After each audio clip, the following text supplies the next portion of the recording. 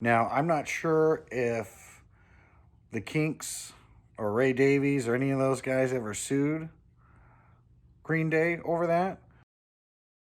Hey, hi, welcome to Tremendous Views, my channel. I'm Bryce, and we are playing Collection Connection. Yeah, Collection Connection is a game that's really just an excuse to talk about records with my brother. My brother being Plastic Eric from the Plastic Soundwave Cult. You can subscribe to his channel to see his reactions and responses to my picks. But basically, what's going on is that he will pick something from his collection, and I will have to find a connection to something to it from my collection. And you saw from the intro that he left me with Green Day's Warning. I will say, if you're watching from the VC, if you are a subscriber to my brother's channel, you can see behind me, I'm still a CD guy. But the music is the music. And so what we'll do is I'll have 5 minutes to talk about his album and my album. So we'll just have little bite-sized nuggets, and he will pass it on and make a response video on Monday or Tuesday of next week. And that will be our format. One little bite-sized chunklet a week. So with that said, Siri, hey Siri, please give me a 5-minute timer. Your timer is set for 5 minutes. Thank you, Siri. Okay, so Green Day's Warning is not an album that I have. I have several Green Day albums. I have Nimrod and American Idiot, and then the International Super Hits collections. So I know the singles, but I gave the album a listen. It was actually very enjoyable. It was good. And Blood, Sex, and Booze, I think, the second track, was kind of a natural, super catchy song. I could see myself... I'm not a huge fan of the brattiness of earlier Green Day, but this seems to retain the brashness without being quite as bratty.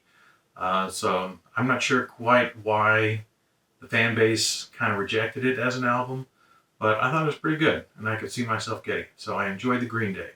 And I noticed about the Green Day, so here's the collection connection coming up, is that the title, very strangely, the sort of official title is Warning with a full colon following it. And that's not something you generally see, but it's listed on Apple Music and different sites as the album is Warning with a full colon. So I thought of another album that has a full colon in the title. And that album is Prefab Sprout, Jordan the Comeback. So Prefab Sprout is a British band out of Newcastle. The band, at the point that they recorded this, it's their fifth-ish album, I think, from 1990, was led by Paddy McAloon. The band has always been led by Paddy McAloon. And this album was made by kind of the classic lineup of Paddy McAloon, his brother Martin McAloon, Wendy Smith, and Neil Conti. This is the lineup that also made the album Steve McQueen, as it was called in England, and retitled for litigious reasons to Two Wheels Good here in the US. But this is my favorite Prefab Sprout album. I have 4 of their records. I have their very first one called Swoon. I have Two Wheels Good. I have this, Jordan the Comeback, and I have Andromeda Heights, which came out after this. I love it. Both the 2 classic albums, Two Wheels Good / Steve McQueen, and Jordan the Comeback, were produced by Thomas Dolby, and he gave them a very lush, pillowy sound. They're a band that even when they rock out, they don't really sound like they're rocking out. It sounds always quite dreamy and pleasant. And they got on my radar from When Love Breaks Down, the song, which is an earlier track, and it was more like something I read about in Spin magazine.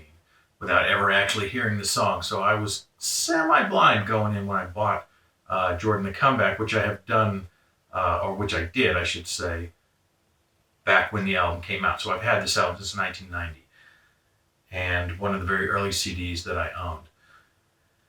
And I love the opening track. I think that Looking for Atlantis is just about perfect for their version of pop music.